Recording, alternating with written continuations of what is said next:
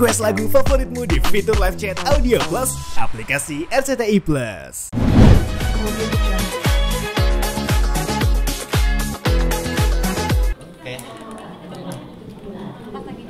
Ya, persidangan yang sudah terdaftar nomor 1208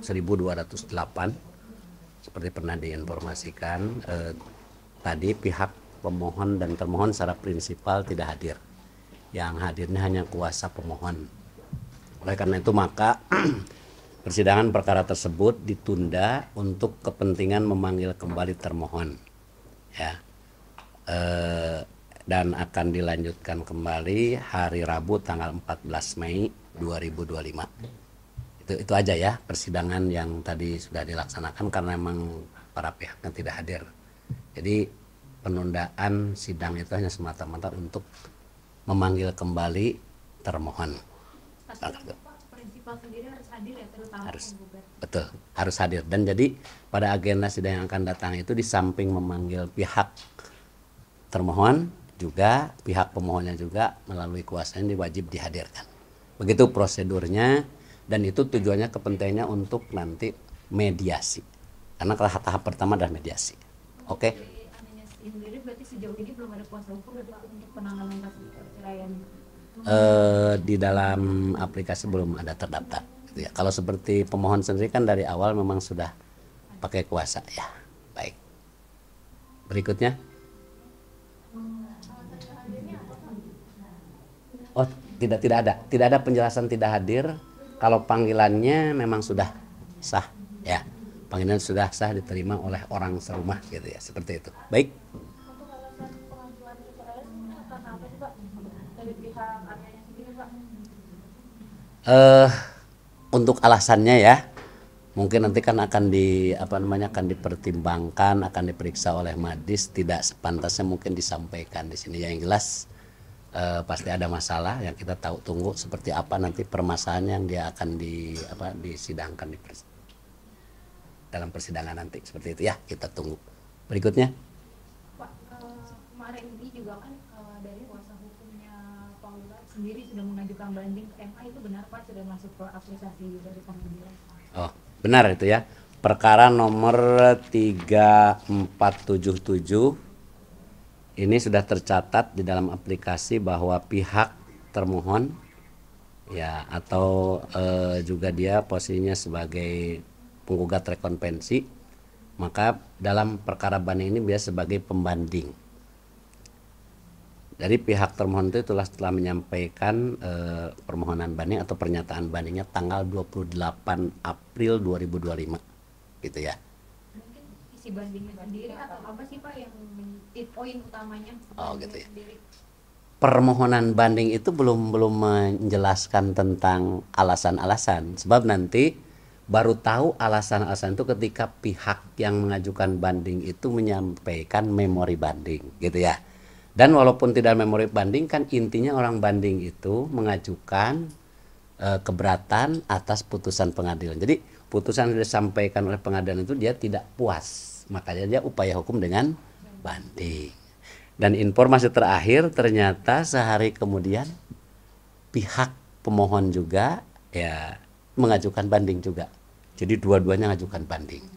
Jadi tanggal 29 April itu pihak pemohonnya atau tergugat rekonvensinya juga mengajukan banding. Nah, ini ya dua-duanya mengajukan keberatan atas putusan pengadilan. Itulah upaya hukum yang dilakukan oleh pihak-pihak yang tidak puas dengan putusan pengadilan. Ini akan di mana Pak untuk pelaksanaan sendiri sidang ini? Banding atau gimana sih Pak prosesnya? Baik ya, banding itu kan diajukan kepada pengadilan tingkat banding. Ya, dalam artian kalau di sini di Jakarta berarti Pengadilan Tinggi Agama Jakarta. Nanti perkara itu akan diperiksa lagi. Ya. Bahwa pengadilan tingkat pertama dan tingkat banding itu adalah peradilan judek faksi.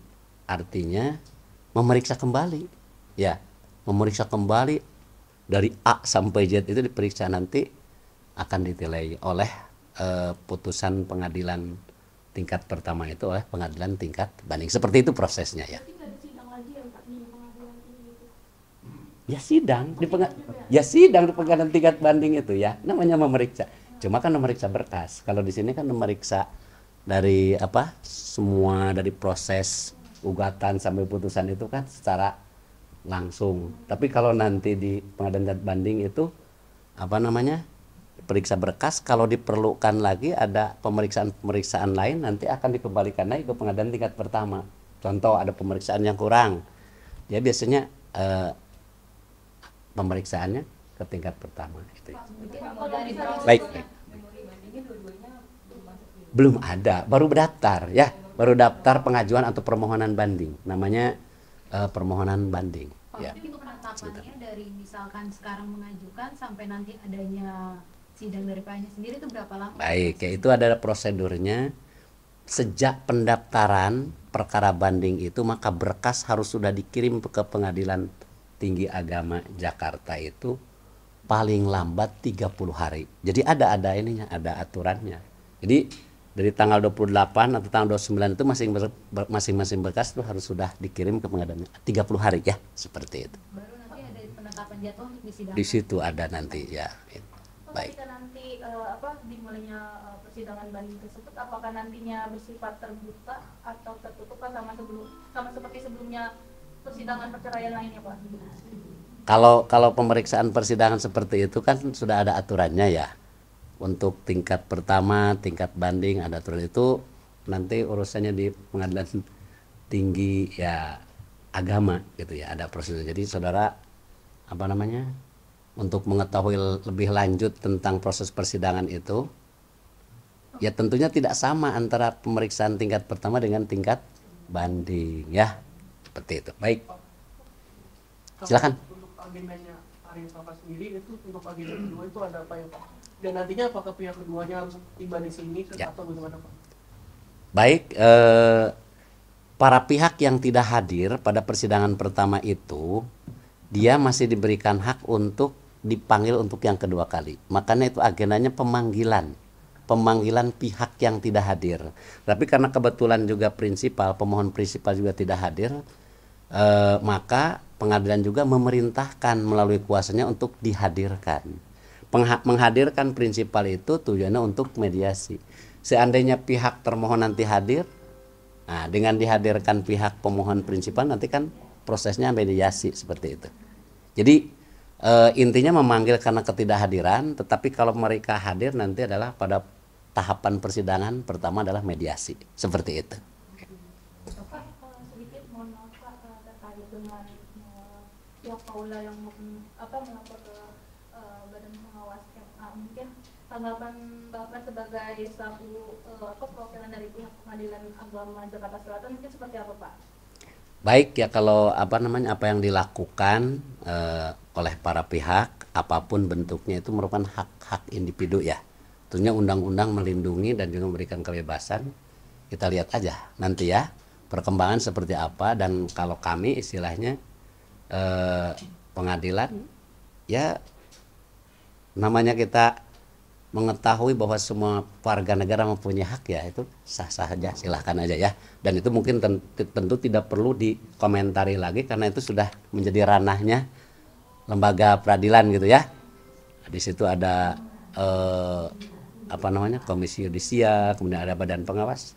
Ya itu kita lihat aja nanti, pasti akan tahu bagaimana media juga apa hasilnya gitu ya. Dari PA-nya sendiri tidak menerima aduan mungkin dari Kapolanya atau seperti apa? Kenapa? Ada yang mengambil kesimpulan atau seperti apa? Baik, tidak ada, itu kan tidak ada secara ini kepada pihak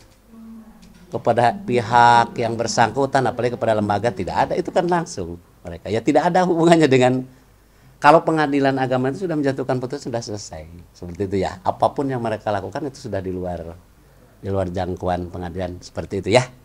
Oke.